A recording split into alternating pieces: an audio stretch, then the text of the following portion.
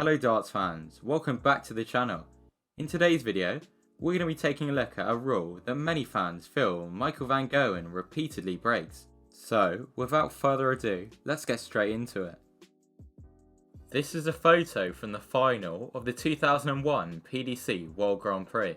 PDC arenas and stages have clearly got much bigger, but what key design feature is different on modern stages?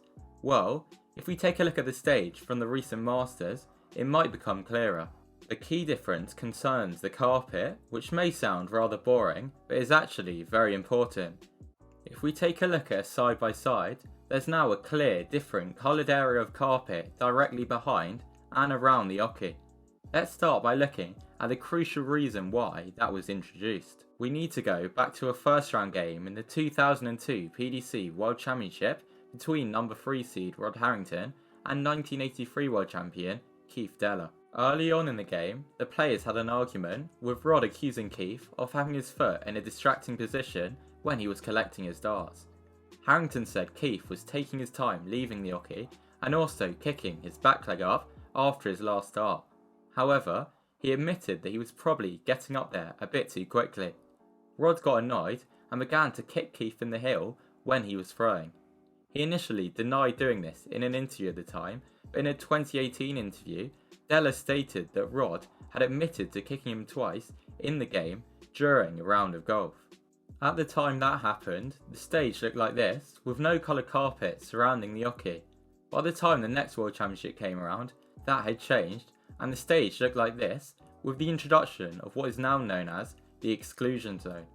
In the current DRA rulebook, it states that it should be 300mm on either side of the oki and 900mm behind it.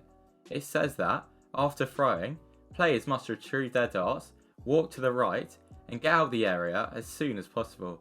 The next player can't enter the zone until their opponent has released their final dart and can't throw their own darts until the previous player is out of the zone.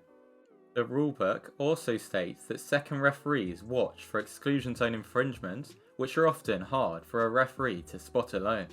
During the broadcast of the most recent World Series of Darts finals, the ITV team took a look at the second referee's position where Kirk Bevins was sitting. Kirk explained that all TV games have a second referee backstage who has direct contact with the referee on stage. These second refs have monitors focused on the exclusion zone, and Kirk said that players are given 1 or 2 exclusion zone warnings before the DRA are informed, which could lead to a financial penalty. He also explained that referees have the power to dock players a leg if they continually enter the exclusion zone, although that's never happened in the history of the PDC. Recently, many fans have been pointing out that Michael van Gerwen regularly has part of his foot in the exclusion zone when his opponents are throwing. A reply to that Reddit post says that his toes are often or always in it. The post also says that some players are intimidated by it, but that most ignore it. Someone who didn't ignore it and called MVG out was Dimitri Vandenberg in the semi-final of the 2023 World Championship. During the third set of their game, at which point Dimmy was 2-0 down, it was clear on the cameras that Michael had part of his foot in the zone when the Belgian was throwing. At one point, Dimmy stepped back towards Michael and looked over at him. The pair exchanged words, and then Dimmy shook his head. Michael didn't move his foot. Dimmy was clearly angry at something, and he went on to lose 6-0, with MVG averaging 108. In his post-match press conference, MVG was asked if Dimmy had accused him of encroaching in the exclusion zone, to which he responded that the claims were not true, and Dimmy instead said that he'd been stamping. Whilst that may be true, Michael was clearly in the exclusion zone at times, which would have made any stamping more obvious. The reason I'm making this video is because over recent weeks, social media and the media has been filled with posts about Van Gerwen's potential rule breaking, which was most talked about during the final of the Berlin Premier League night where Mighty Mike beat Luke the Nuke. The game went to an 11th and final leg where, against the throw, Littler managed to step up to the oki with 3 darts at 80 for the match. He hit the treble 20, leaving 2 darts at his favourite double 10. Luke then surprisingly stepped back and the camera angle changed, meaning the viewers could clearly see the front of Van Gowen's foot was in the zone at such a key moment. Luke went on to miss the 2 shots, during which MVG remained in the zone. MVG went on to win, and many fans tweeted about Van Gowen standing in the zone, which neither the referee or Luke complained about. Fans on Reddit also called out MVG standing in the zone during the following Premier League night in Glasgow. In the past, the PDC have even shared photos that show Michael with his toes in the zone. So, why is he seemingly never called out? Well, it could be because players simply don't notice it, but there have been some occasions where they have, like in his 2017 World Matchplay quarter-final against Phil Taylor, where in the 7th leg, after missing multiple shots at double, Phil looked back, pointed, and seemed to accuse Michael of standing and stamping in the zone. Whilst it's easy for players of Taylor's stature to call out what they perceive to be gamesmanship, it might be far scarier and riskier for lower ranked players.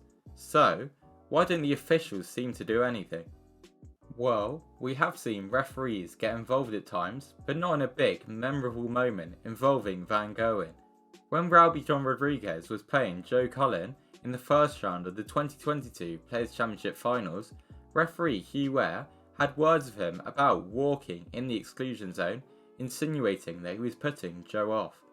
This put Ralby off and annoyed him, as Cullen was yet to complain.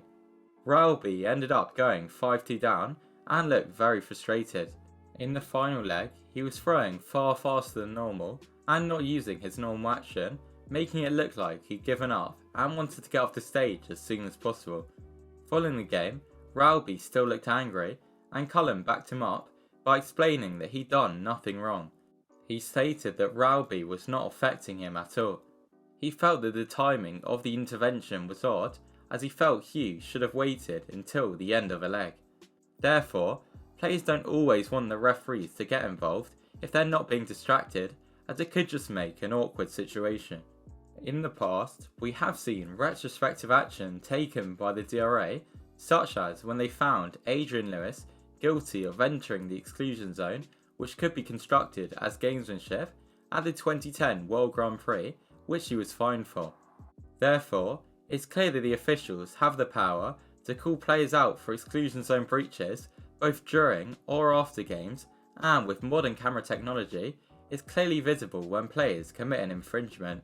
So, it's likely that Van Gowen isn't punished for repeated offences, as they're not seen as gamesmanship and his opponents rarely notice or report them. In addition, it could be true that the action is only likely to be taken if far more of the foot is in the zone rather than just the toes, which in the vast majority of cases is what MVG does. Michael likely likes to stand around the exclusion zone to maintain a fast speed and allow himself to get to the oche as fast as possible, as he likes to play in games with a consistent pacey rhythm. Therefore, I don't think in any way that Michael does it to cheat, but instead he does it as he likes to play in quick games, which for us fans are always good to watch. Thanks for watching. If you enjoyed this video, don't forget to like and subscribe, as it really helps the channel out. Also, click the bell icon so that you're notified whenever I post a new video.